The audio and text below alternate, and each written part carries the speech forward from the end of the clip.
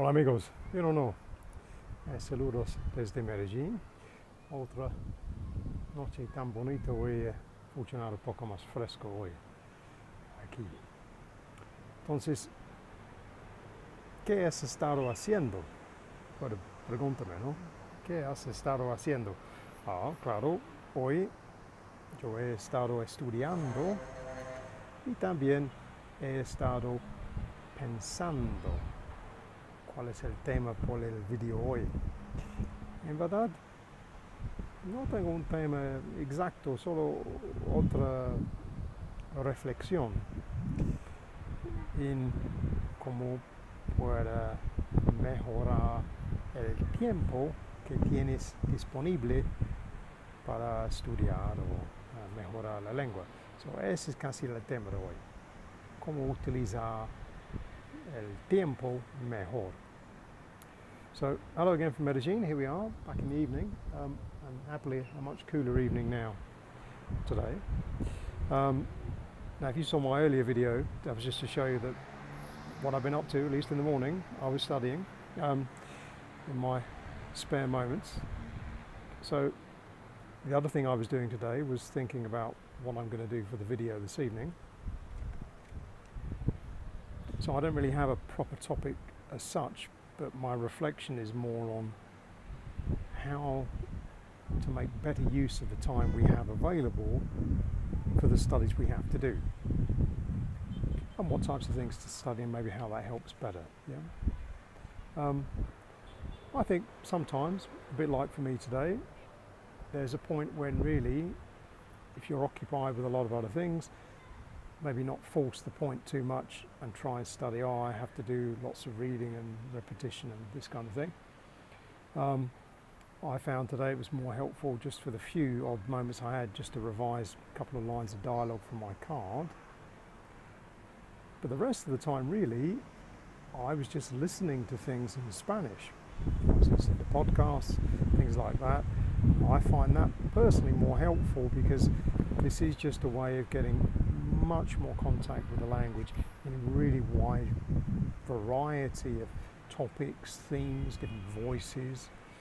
Because otherwise you can be a bit stuck with the general sort of day-to-day domestic conversations you have, or maybe just that circle of people you talk to at work, and it tends to be very similar type of topics, similar language, similar phrases, whereas if you start listening to more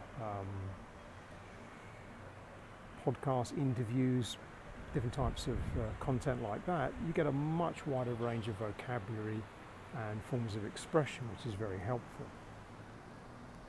So it's thinking of ways you can balance the time you've got and be realistic about how much energy really you can put into it. So I find these type of short revision cards particularly useful for things I get stuck on. So I was having terrible trouble with this phrase. ¿Qué has estado haciendo? What have you been up to? ¿Qué has estado? What have you been? And I was getting that confused, and then I wasn't able to express properly what I wanted to say because I was talking in the wrong tense. So to help me revise that is to realise that that's something I was getting wrong, and just use that as a way to refresh my memory of how better to say that. But I would say most of my practice with language, a lot of it really is still an awful lot more of this is just listening. So during other general day-to-day tasks, I've either got the TV on in the background or I'm actually listening to something with headphones, just to make sure I'm listening to lots and lots and lots of Spanish during the day, in between the other things I have to do. And then I try and target my practice for particular events I can predict, something I'm going to go and do later on in the week, people I'm going to meet, that kind of thing. And I try and add a little bit more complexity to each time I go and do these things. So each time I try and think of an extra question I could ask or an extra thing I could say when I go and do that particular task or event or those people I go to meet.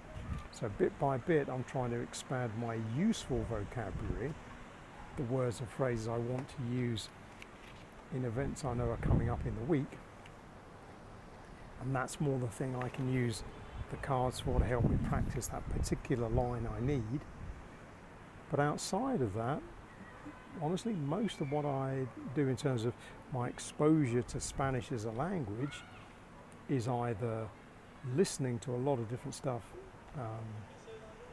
on the television, on YouTube, things like that. And then as well, I pick some books on topics that I generally enjoy and topics I know something about already in English, so it's not a new topic particularly. And I do a lot of reading of that. So that's my way of getting exposure to different expressions in the language, and obviously a lot of vocabulary. Not that I'm necessarily trying to memorize all of it, but it's just helpful to see how these phrases fit together. And obviously as far as the books go, that's useful because I can practice reading them aloud, and that's a way for me to listen to how I sound and try and work on that. So there we go. That's my theme for the day. Not perhaps such an instructive video, but it's a reflection on how my Spanish studies are progressing bit by bit. It is slow progress, but it's a reflection I hope you find helpful. See how you're balancing your studies with all your other commitments. Some days it's rather difficult, isn't it? There's lots of other things you're trying to do, so you don't necessarily have the best share of time for stuff.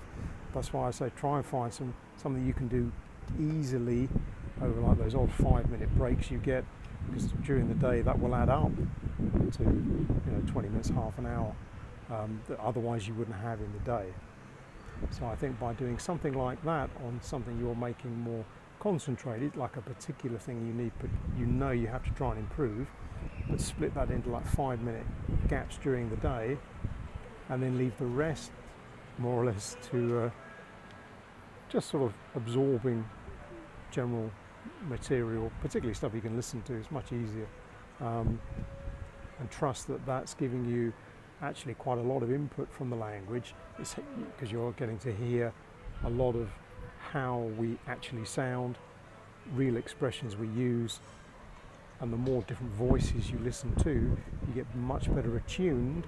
So when you're finally with the population of native speakers, let's say, it's less of a shock.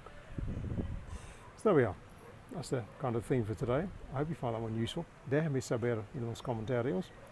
And I'm going to think now of a different theme for tomorrow. But from Medellin, it's Cheerio.